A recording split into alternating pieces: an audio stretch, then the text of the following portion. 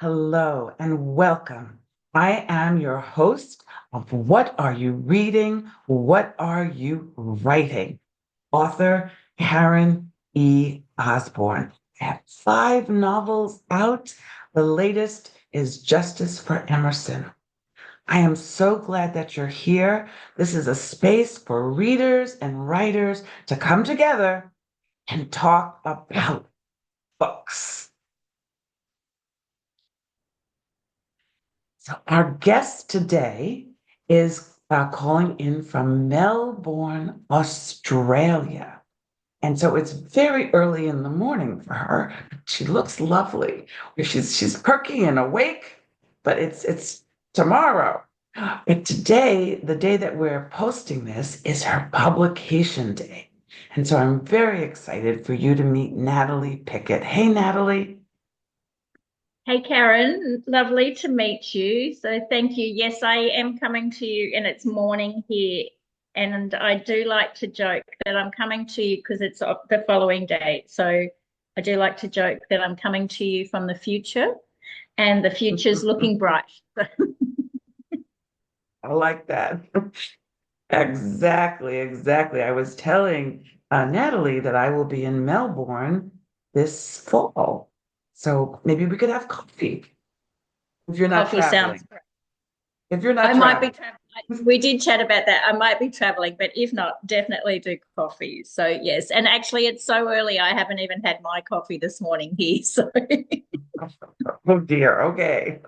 We'll have to keep her on her toes because the caffeine's yes, not helping her today. that's So I right. wanted to tell you that this book, despite all of our joking, this is a very serious topic. And what Natalie has, she has many, many things, and she's going to tell us about all the different things that she's into. But the book that is coming out today is a book about chronic pain. Here's what the description said: chronic pain is more than a physical experience, it affects every aspect of our lives and the lives of those nearest and dearest to us. But within our individual experiences of pain lies the potential for transformation. So that sounds so good. And this is a multi-author. Natalie is an award-winning author and entrepreneur and a Kindle, Amazon international best-selling author. She did write this book with 11 people. So I do want to ask about that. I want to ask about how that worked out. But before we dive into the book itself and the inspiration for the book, I really was interested in hearing a little bit about your wellness business because this is something that's a passion of yours. And so just tell us a little bit about that. Sure, I'd love to. So I'm more than 30 years as an entrepreneur, and I started my first business was a travel company actually, where I would bring international visitors into Australia. So I had a lot of American clients who would come and visit Australia. And I had that business for 15 years, but then the GFC happened and people stopped traveling overnight, and I closed that business, which was a very difficult time to close a business. And when I was looking at what to do next, I did lots of research for things, but I think your business needs to come from sort of a from your passion comes your purpose, and there is the idea for the business. So I started the wellness business, Wellness on Time, in 2014. So we celebrated 10 years last year, and it's an online wellness program. And it was long before COVID, and it was long before everyone had an online wellness program. So it was really one of the first at the time. And it's really a simple program, but the idea is make it easy, make it fun, is what the motto, where the ideas come from for it. So it's short little wellness bites that you sign up for 28 days, and that's delivered to you in your inbox, and little videos, ones you can do sitting at your chair, based on Pilates, yoga, a whole lot. And we introduce people to modalities like Feldenkrais and things like that as well. So, and yes, last year also in our 10th year, we won a bunch of awards. So, yes, multi award winning. Yeah. So, it's really exciting. And then a couple of years ago, I started publishing magazines as well for wellness through Wellness on Time. So I've just launched the eighth issue, and that's available on Amazon. And Show us. every issue is based on a different theme. So I've just grabbed a couple this morning. This was the Wellness on in Nature theme. Mm. This one was the Aging Well edition, and this one was the Mineral Wellness edition. And the one that's just came out yesterday, is the Sensory Wellness edition. And we have writers from all over the world contributing to that magazine. So that's a quarterly publication, and it's available in print on Amazon. And yes, I have a few other businesses. I mentioned to you briefly before we came on the call. When I closed my travel company, I immediately started doing mentoring and consulting business. So I've had that for around 16 years. So I help business owners with their business to take it from, any struggles, take it through to develop. And, I say take you from striving to thriving. So for my mentoring and consulting business. And then I also have a passion for champagne and sparkling wine. So 8 years ago, I started a business around that. And that's called the Bubbles Review. And we've got a blog. It's a multi-award winning blog actually as well. And we do events around champagne and sparkling wine. And we have a wine club. And I did mention to you that once a month we do an interview with sparkling wine and champagne winemakers from around Australia and around the world. So yeah, lots of fun Goodness. things. Oh my goodness. And when do you have time to sleep? When I have time to sleep, yes. No, I'm actually good at sleeping. Yes. Okay, all right. So Well, wellness, sleep's a priority for your wellness. So I do oh, make that's sure I true. take time to sleep. That's Yeah. true. You have to take your own advice. Yeah. Yeah. Yes, that sleep is an important part. Yeah. So tell us about, so the name of the book that we're talking about is Learning Through Pain. And tell us a little bit about what inspired you? Why did you decide to write a book? And why did you decide to do it with 11 other people? Which sounds Okay. daunting. That's an interesting way to view it, I guess.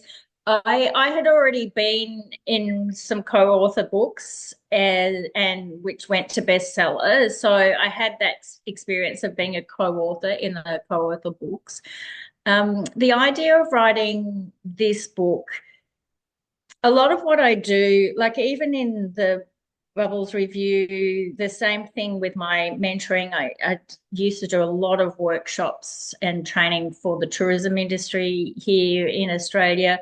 And a lot of what I do is where you take something that's complicated and break it down and make it simple and then show someone how they can either understand it or benefit from it. That's actually, I've realized that's the core of pretty much everything that Yeah. I do in a range of different industries and ideas. And I had experienced chronic pain more than once in my lifetime, and I won't do too many spoilers on my chapter in this book, but sometimes it's an injury, sometimes it's from an accident, sometimes it's you've become unwell in terms of, how you've been living or overworking or, stress and all of those sorts of things. And in that, um, in those moments or understanding where you are. So there's a whole range of things that happen. Like we lose our identity because we can't do the things that we used to do anymore. And so Mm. there's a lot of things that we need to work through. So there's sort of an acceptance of where you are and I can't do these certain things anymore.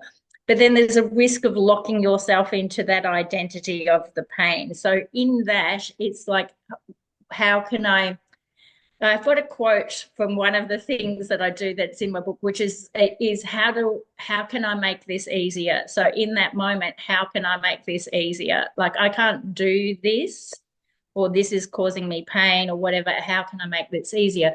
And that actually shifts things because all of a Mm. sudden it opens up all of these opportunities to do something differently. So we all have patterns of behavior. We all have, oh, I'm going to do this now. And we always do that the same way. So when all of a sudden you're in your normal pattern, you have an opportunity to say, okay, I can do this how I've always done it, or I get a choice to do something differently. So, Yeah. yeah. That's, So for that's me, so good, Natalie, because that actually applies to all kinds of situations, doesn't it? That are not even absolutely. related to chronic pain. Just Yes. asking ourselves that maybe it frustrates, maybe we're doing something that frustrates us, or we're doing Yes. something that takes too much time, or whatever it is, if we could just pause and ask ourselves, how could I do this differently? And that would be better for me. I love that question. Yeah. Yes. Tell us about your co-authors and how that worked. Did did you get as the lead author? Did you have to edit all of their Yeah. submissions or tell us about that process? So I published this. So there's the beautiful cover. And Beautiful actually cover. the cover I had the vision of the cover for before we did the book. I'm like that's the cover. So yes, and it's the same idea that you're opening up for opportunities is what I love about that cover. So yes, with the co-authors, the thing about also with chronic pain is I wanted to tell my story, which I'd had several instances of it. So each time I learnt something working through that. But I also know that everyone's pathway in life, but also through chronic pain, is different. Yeah. So what might work for some people doesn't work for others. Or it might have worked for you for a little while, and then you got to a certain point and went, oh, that's this. I need to find something else now. Mm. So and also the different co-author voices. Like I love all of the co-authors that are in this book. So I did go out to call out through different groups and writers groups and entrepreneurs groups and wellness groups, and also through the magazine we promoted the opportunity through to our guest contributors in the magazine as well. So some people have come through that pathway through the magazine as well. And all of their stories are different and their modalities are different. Mm. And there's what I love also, there's a common thread as well that runs through all of the stories as well in terms of how we found a way through things and looked at things differently to find solutions and things like that. Because we often end up, I do mention this in my chapter, I said I'm not doing any spoiler alerts, but of course I'm going to go blah, blah, blah, and tell you so many things there in the chapter, but we end up on what I call the medical merry-go-round, where you keep getting tests and then they come back saying, no, you're fine. But you're like, I'm actually not fine. So I can't find a solution to that. And that is actually a common thread for a lot. And unfortunately, particularly women are told, oh, there's nothing wrong with you and go home, there's nothing wrong with you, when there actually is. And so that persistence to go, no, this is not right, and ask questions or find another pathway, find another modality or practitioner that might be able to help you. So I also wanted that diversity and range of voices in And the, different approaches. And that's so yeah, interesting because two things just popped in my mind. One is that I have a dear friend who had exactly that experience where the doctors just kept telling her, go home, you know, we've done all the tests, there's nothing really wrong with you. But but yes, there is, and the frustration of that and the hunt yeah, for that. yeah, And then the other thing is I interviewed a doctor who he himself was a patient for 50 years. He said he was a patient, but he was also a emergency doctor. And he said just what you said. He said, you push back, you ask those questions, you don't let people put you off. If you know your body, and if you know there's something wrong, you need to to speak up. So the audience for this book, so now the book is there. Is the audience for the book people who are suffering from chronic pain? Is it people who know people? What, like, who do you hope will pick up this beautiful book? So absolutely anyone who's experiencing pain and is looking for new ideas, pathways, support. We have had one, I've got a book review that came in a few days ago on it already, and she described it as like you've got a team of mentors. And I thought that was really beautiful as well. Yeah, I like So that. yeah, anyone who's experiencing pain, yes. Anyone who's living with or helping supporting somebody who's in pain, yes. But as you just mentioned, that the fewer things that I've said is even if you're not in pain, this is good advice. And I think everybody will learn something through this. We've all had times, even if you're not in chronic pain, we've all had times where we've experienced some level of pain. So these are supporting stories, although some are very raw and honest, and we're sharing, things that really happened. Um, there's something in it, I think, for everybody that we learn to live life better. So, yeah. Yeah, yeah, live life better. And pain And is the so other thing, yeah, debilitating. yeah, the other thing that I love about co-author books is that it's a very easy read because every chapter is different. So you can choose to read a few at a time, or you can easily read one chapter, put it down, and then pick it up again Mm. later because each one's a new story. So, particularly if you're someone who reads on your daily commute to work or, on the train or whatever, you can easily use the book for that. And you can come back to it. It's one of those books that you leave on your Yeah. shelf Yes. because maybe everything is cool now, but next year, like, where is that book? Where is that wonderful book that Natalie told us about? So this show is called What Are You Reading? What Are You Writing? And you've already shared so many things that our audience should be picking up and reading, like your magazine and other things. But is there a book or an author that influenced your writing style or your approach to writing or had a real profound effect on how you think about writing? Yeah, that's an interesting question because my writing so far has been nonfiction.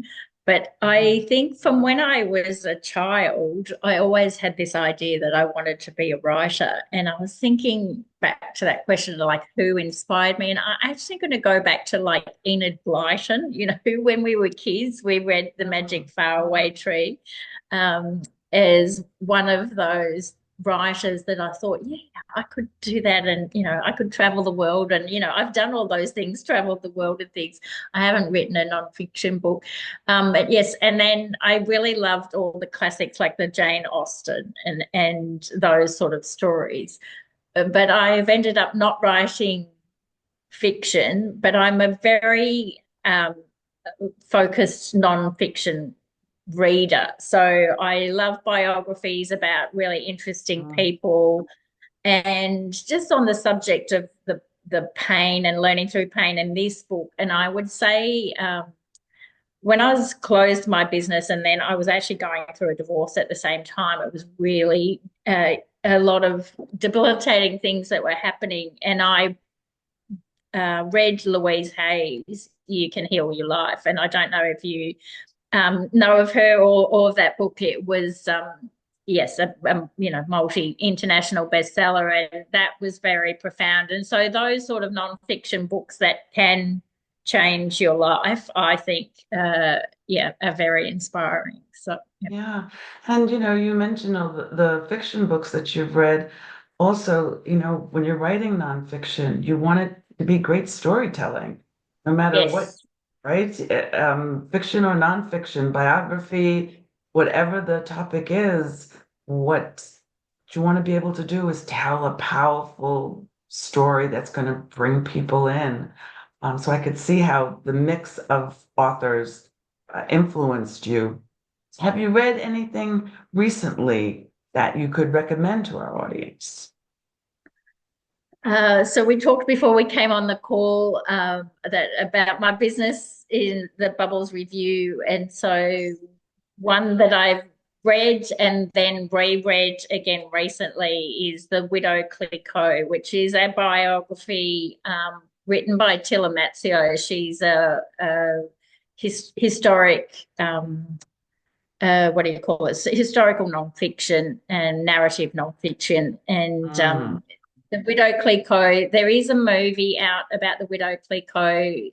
If you're going to see it, please read my blog on it because there's so many inaccuracies and untruths in it. It Oh, was really upsetting for me and for a lot of people who know her story. But she was, most people know the champagne, the Veuve Clicquot champagne. Widow means, Veuve means widow in French. And she was not only a successful champagne maker, but she was like the first businesswoman of France because in those days, you couldn't own a business, you couldn't even open a bank account as a woman. But there was a little clause that a widow could inherit her husband's business and run her husband's business. So she took a business that was just actually floundering. It wasn't doing well, and she turned it into an empire. So from champagne lovers, but also from a business perspective, which I love. A lot of the biographies I read, about business people and how they created the businesses that they do. To me, that's a great story. So yeah, that is fascinating. Yeah, the way that women were restricted, and I think in the US, we couldn't even have a credit card in our own name till the 70s. yeah, Yes. or you Yeah, needed your husband's approval for any type of loan or anything. Like it's anything crazy to think it's actually still within our generations. It's in actually our still generation. yeah Um, yeah. my husband wanted to put my name on his account, and we went to the bank, and the woman, I'm standing right there, and the woman at the bank looks at him and says, "Do you know that this means that she can take your money? Do you know that that's what?"